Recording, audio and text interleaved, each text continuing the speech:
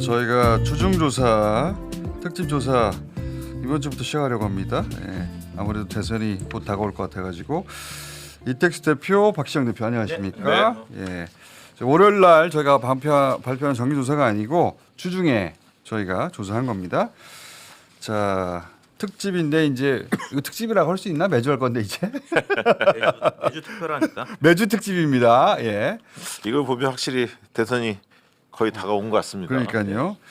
자, 아직도 보수가 좀 더 표집되고 있어요. 네, 많이 여전히. 표집됩니다. 예, 많이 표집됩니다. 저희 기준으로 봐도 예전보다 보수가 더 표집되는데 그걸 감안하고 이제 결과 먼저 볼까요? 자, 정당 지지율은 이렇습니다. 예, 보수가 더 표집됐다는 걸 감안하더라도 이 정도 격차가 네. 나오고 있고요. 주말 지난 조사하고 큰 차이가 없습니다. 거의 비슷합니다. 예. 자, 그리고 이렇게 물어봤어요. 그 다음은 차기 대선이 언제일까? 네. 차기 대선이 언제일까? 네. 예. 그게 이제 탄핵이 인용될 것이냐 기각될 것이냐 물어보는 거랑 그렇죠, 마찬가지거든요. 그렇죠. 예. 근데 지금은 탄핵 그 심판하고 대선하고 이꼬르로 네. 봐요. 예. 특히 보수 진영에서는 그래서 아예 이렇게 물어봤어요. 기각이 돼서 2년 후에 치러질 것이다. 조기 대선이다. 2년 후다. 물어봤거든요. 네. 딱 2배 차이 났습니다. 그 저희가 계속 얘기하고 있지만 3대 6, 3.5대 6.5 그 안에 다 있어요. 그렇습니다. 지금 예. 비율이. 그래서 이 32% 이렇게 그 조기 대선이 치러지지 않을 거로 전망한 사람들이 네. 실제 파면이 이루어지면 조금은 충격 받겠죠. 네. 그렇죠. 지금은 국민의힘에서 열과 성을 다해서 기각될 거라고 기각돼야 마땅하다고 지금 계속 얘기하고 있거든요. 그렇게 네. 이제 지지자들 뭉쳐놓고 있고 네. 그래서 이만큼 뭉쳐져 있어요. 네. 여기가 코아 국민의힘 지지층이라고 봐야 돼요. 네네. 이 층이 이 비율이 대체로 30대 60, 35대 65 요 사이에 다 있는데 다 비슷해요. 물어보니까 저는. 네. 예상대로 나온 건데 이제 보수층 같은 경우는 67.3%나 기각이 돼서 2년 후에 치러질 것이다. 이게 이렇게 기대 섞인 어떤 그렇죠. 전망. 기대죠, 그랬으면 기대. 좋겠다라는 분들의 의견이 사실 뭐 절반 이상 될 것 같고요. 뭐 실제 파면이 선고돼서 조기 대선이 치러질 거라고 보는 분들의 의견이 실제는 마음속을 들여다보면 더 많지 않을까. 그러니까요. 네, 기대 섞인 전망. 이거는 질문이 그 초기하고는 다르게 개헌 네. 초기하고는 다르게 개헌만을 생각하는 게 아니라 대선을 엮어서 생각해서 네. 그 수치가 요 정도 나오는데 요 정도가 굉장히 안정적으로 나옵니다. 네. 어떤 질문을 해도. 예. 그렇습니다. 자, 다음 질문은 그래서 차기 대선 어떻게 해야 됩니까? 정권 연장, 정권 교체. 이것도 역시 저희가 더블 스코어라고 해왔는데. 그러니까 이제 이 수치들을 보면 말이죠. 국민의힘 지지층, 그러니까 국민의힘을 싫어하는 사람들은 다 정권을 교체한다는 쪽으로 힘이 쏠려 있다는 겁니다. 그렇죠. 왜냐하면 국민의힘 지지도가 아까 35%가 나왔는데 네. 정권 연장 36 똑같습니다. 똑같아요. 중도가 다 일로 가다는 네, 얘기예요. 그러니까 비국민의힘 지지층은 다 정권 교체 쪽으로. 여기 보시면 뭉쳐 잘 모르면 1.8밖에 없어요. 네. 예, 이렇게 났다는 건 입장이 다 거의 정해졌다는 거거든요. 이번 대선에. 그래서 중도 보수로 가는 거죠. 그렇죠. 예. 중도를 먹어야 하니까. 확실히 먹어야 돼. 네, 그 저희가 빈지털이라고 얘기했습니다. 중도 보수 빈지털이. 그러니까 자기들이 그걸 비우고 떠나버렸어요. 예. 국민의힘에서 그 중에서 약간 극우적 목소리가 나오면 또 한쪽에서 아니다. 아무래도 경제를 먼저 생각해야 돼. 혹은 이렇게 안정적인 보수적 방향에서 발언해 준 사람이 있어야 되는데 네. 여기서는 지도부가 전부 다 오른쪽 끝으로 달려가고 있으니까. 맞습니다. 그리고 이 자료를 보면 60대에서 49대 49.9 팽팽하거든요. 정권 교체와 정권 연장이. 그만큼 60대에서 승부처가 60대다 이렇게 좀 보여집니다. 70대 제외하고는 전부 다 정권 교체가 높고 전체적인 비율은 3대 6입니다. 계속 네. 나오지만. 자, 그리고 이제 차기 대권 또 물어봤어요. 이재명 대표는 박스권에 갇혀가지고 계속 40%대 있어요. 큰일이야. 큰일이에요. 어떻게 하면 좋아 이거? 그리고 이번에 확인한 건 한동훈 대표가 더 꺼졌더라고. 점점점 내려가고 있어요. 지금 책을 내긴 그러다 냈는데. 사진이 그 저기 안 보이는 거 아닙니까 여기서 아직 사진이? 칸이 안 나와. 지금 넣어주려고 하는데 칸이 안 나와가지고. 이준석은 아예 사진이 없네요. 0.7이라. 이준석 의원도 자신이 뭘 하면 할수록 더 꺼지고 있어요. 예. 사람들이 이준석 의원에 대해서 이전에 보수 정당의 최초의 젊은 당 대표 여기까지는 신선했는데 그 이후 당신이 대통령감은 아니잖아. 그렇죠. 그런 인식이 떠들면 강화된 떠들수록. 가운데 네. 이번에 또 이재명 대표가 페이스북에서 그 CBS 얘기를 하지 않았습니까? CBS. 예, 그러면서 아 이게 심각했구나. 음. 김현정 쇼 관련해서 이준석. 그래서 오히려 이재명 대표의 페북이 나비 효과를 일으켰다 그런 생각이 듭니다. 그거 없어도 이준석 대표가 전 대표 의원이 지금 하는 행보 하나하나가 본인은 이렇게 해서 지난번 당대표 된 것처럼 급부상해서 갈 수 있다고 착각하는 것 같아요. 뭘 하면 할수록 아 대통령감은 전혀 아니구나만 자꾸 드러내고 있거든요. 네. 전혀 방향을 잘못 잡았어요. 비호감도 1위를 기록하고 있죠. 우리가 길게 논의해야 되나요? 아니요. 근데 한동훈 어떻게 해? 한동훈 이거 살아날 수 있을까? 그러니까 선거가 이제 점점 다가오면 다가올수록 이제 당선 가능성도 이제 내포된 그런 정당 후보 지지도 나오는 것 같아요. 그래서 실제 당선 가능성이 크지 않은 분들은 점점 지지율이 좀 빠지는 그런 그렇죠. 모양새고요. 눈에 띄는 건 아무튼 김문수 장관의 지지율이 예상보다는 높아져서 국민의힘 쪽이 상당히 유력해 보입니다. 국민의힘에서는 진짜 당혹스럽겠죠. 그렇죠. 예. 기획한 게 아니거든요. 예, 그렇습니다. 주류들이. 그리고 이거는 오른쪽 끝에 있는 분들이 밀어 올린 거거든. 그 국민의 오세훈 측에서 지금 굉장히 곤혹스러운 게 이재명 대표하고 그 가상대기를 한 명씩 붙이지 않습니까? 네. 김문수 더 후보가 가장 격차가 적은 편이에요. 상대적으로 다른 더 나와, 오세훈, 김문수가. 홍준표 이런 등등. 그래서 오세훈, 홍준표 입장에서는 내가 본선 경쟁력 있다, 중도 확장력 있다 이렇게 주장을 하는데 지표에서 그게 드러나지가 않고 있거든요. 그리고 중도라는 말을 그때 꺼내야 되거든요. 예. 이재명 대표가 선점해 버렸잖아. 근데 김문수 씨는 국힘당 당원 맞아요? 그 정강훈 씨하고 같이 자유통 예전에 그렇죠. 몇 년 전에는 어떻게 되는 거예요? 몇 년 전에는 자유통일당 아마 당원이었던 거예요. 맞다. 네. 지금은 장관이니까 아마 당적이 없죠.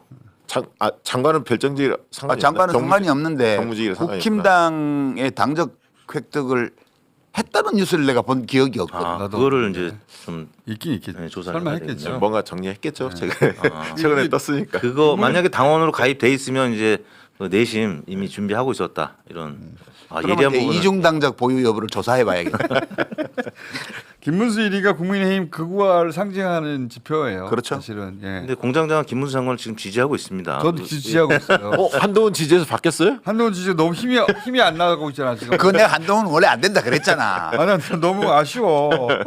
그렇게 응원했는데. 책도 내고 했는데. 그러니까 총수가 자꾸 그런 말을 하니까 네. 한동훈 씨가 안 되는 거야. 한동훈 씨가 이번 탄핵에 기여한 바가 있단 말이에요. 나처럼 얘기해 줘야 돼. 그 사람은 뭐 탄핵 찬성하고 뭐 계엄 해제한 거는 잘했지만 그 안 돼 이렇게 말을 우리가 해줘야. 내가 김호준이 안 된다고 그랬다. 그렇지. 한동훈 안 돼. 난 아쉽네. 자, 하여튼 김문수 1위 하는 것은 저는 굉장히 반갑습니다. 네. 예, 그거 뭐 계속 쭉 1등 하시면 좋겠습니다. 국민의힘 지금 힘이 없어서 지도부가 거리 아스팔트 세력을 설득할 수 있는 힘이 없습니다. 아무튼 김문수- 경선에서 4명으로 압축되는 건 완전 뭐 한 99.9%고요. 또 최종 후보로 당선될 후보로 확정될 가능성이 매우 높다. 김문수, 오세훈, 홍준표, 한동훈 이렇게 넷이 들어갈 가능성이 높죠 지금. 그렇죠. 그 중에 승자가 지금 기준으로 김문수가 될 확률이 더 높고, 네. 그럼 김문수, 이준석 단일화 이렇게 그림이 그려지겠지. 근데 둘은 조금 뭐 단일화할 수도 있지만 생각이 너무 많이 차이가 나지 그건 않습니까? 상관없어요. 탄핵, 계엄 뭐 이런 등등. 이렇게 되면 이준석 의원은 끝까지 고할 수밖에 고할 수 없어요. 예. 시너지가 안 나요. 합리적이에요. 예, 예. 단일화 시너지가 안 날 겁니다. 예. 그러면 뭐 좋고요. 저쪽도 고민이 많을 거예요. 예. 안철수 의원은 또 출마한다고 하는데 이번에는 표가 그렇게 안 나올 거예요. 진짜입니까? 예, 그렇다는 것 같아요. 또? 근데 안철수 의원, 구수의 정신이 널리 퍼지고 있어. 지금. 안철수 의원 뭐 하겠어요? 또 나오지. 그러면 또 떨어지면 습관성- 지방선거 또 나옵니까? 습관성 출마자인데. 자, 하여튼 뭐 답답합니다. 이쪽도 보면 이재명 대표 가지고 이길 수 없다고 말하는 민주당 출신 의원들이나 정치인들이 있는데 걱정은 이해가 가는데 그 걱정은 국민의힘한테 갖다 대면 될 것도 아니에요. 여기는 진짜 그게 큰일 났어요. 아니고 네. 그 총수가 말을 조심해서 해야 돼. 영향력 있는 저널리스트이기 때문에 이재명으로 못 이긴다 이런 게 아니고 이재명 혼자만으로는 못 이긴다고 말을 혼자만, 하잖아요. 어. 그러니까 나도 뭔가 역할을 주라는 뜻이지 그게 이재명 안 된다는 뜻이 아니에요. 처음에는 이재명 안 된다는 뜻도 있었고 또는 이재명을 그 심판해야 된다는 사람도 있어요. 여전히. 아, 그 사람들은 나가 있고 나가 민주당 있는 안에는 사람이 그런 사람은 없지. 없지. 예. 나가 있는 그러니까 사람 중에. 우리도 근데 함께 그 해야 사람들하고 또 이길 수 합쳐야 있다. 된다니까. 나간 분들 중에 이재명 척결이 시대 정신이라고 말하는 분이 있잖아요. 합칠 수 없죠. 현실적으로 보면. 그러니까. 무시하고 어쨌든 가야죠. 이제 뭐 이 민주 진보 진영 후보 2위 이하 후보들의 지지율이 뭐 지금 다 너무 낮아져 있는 이런 상황이 보수층도 마찬가지고 결국에는 이재명, 김문수 혹은 이재명, 오세훈 뭐 이 정도로 압축이 되고 있는. 사실 그분들의 마음을 얻는 노력보다는 중도 보수의 영토를 장악하는 게 훨씬 실익이 있을 겁니다. 대선에서. 자, 굉장히 그리고 효과가 지금 큰 것 같아요. 왜냐하면 그거 자체가 지금 논란이 되고 의제가 돼가지고 이재명 대표하면은 중도 보수가 지금 연상이 되거든요. 그 그러니까요. 자체만으로도 중도 보수라는 단어를 사용한 거 굉장히 영리했어요. 네. 이게 왼쪽이 불안하면 그 게임을 할 수 없어요. 그렇죠. 그렇죠. 왼쪽이 불안하면 가게를 오른쪽으로 옮길 수가 네. 없다고요. 그렇죠. 왼쪽에 강력한 경쟁자가 출연할 수 있는 네네. 마당이 생기기 때문에 이게 결국은 이 게임은 도덕적 평가를 해야 될 문제가 아니고 게임이라는 것은 기본적으로 주어진 상황에서 이기는 것을 전략적 목표로 삼아서 다른 수단들을 선택하는 네. 행동이잖아요. 이제 그런 게임의 측면에서 보면 이거는 호불호를 떠나서 맞습니다. 네. 빈집털이라는 표현은 그거는 적절치 않아요. 그러네. 말씀 그건 남 걸 듣고 훔치러 가는 거잖아. 빈집털이는. 그게 아니라 빈집에 가구를 채워주러 가는 거야. 보니까 그러네. 주장하겠습니다. 수정하시오.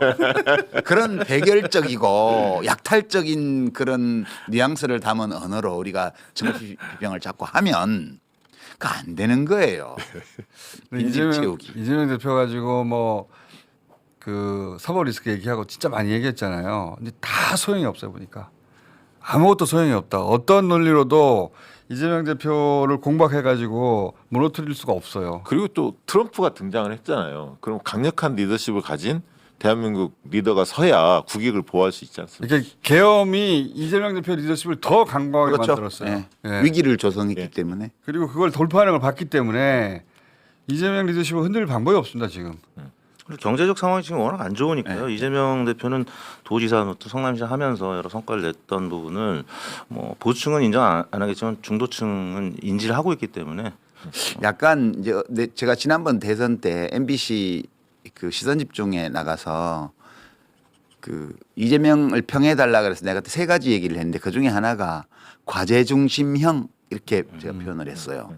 그러니까 어떤 추상적인 가치나 지향에서 현실의 과제를 끌어오는 연역적 방식으로 정치를 하는 게 아니고 맞아요. 현실을 보고 거기서 맞아. 과제를 도출해낸 다음에 바로 그 과제로 들어가는 스타일의 정치인이어서 그게 전통적으로 봐왔던 민주당의 리더들하고 스타일이 좀 다르다. 다르죠. 그래서 우리가 좀 이상하게 느낄 수가 있는데 맞아.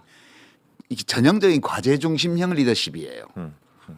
그래서 지금 상황이 지금 이 네. 대표 말씀하신 것처럼 그런 스타일의 리더가 필요한 시기라고 사람들이 인식하는 면이 있지 않나 싶어요. 네. 문제 해결 능력을 네.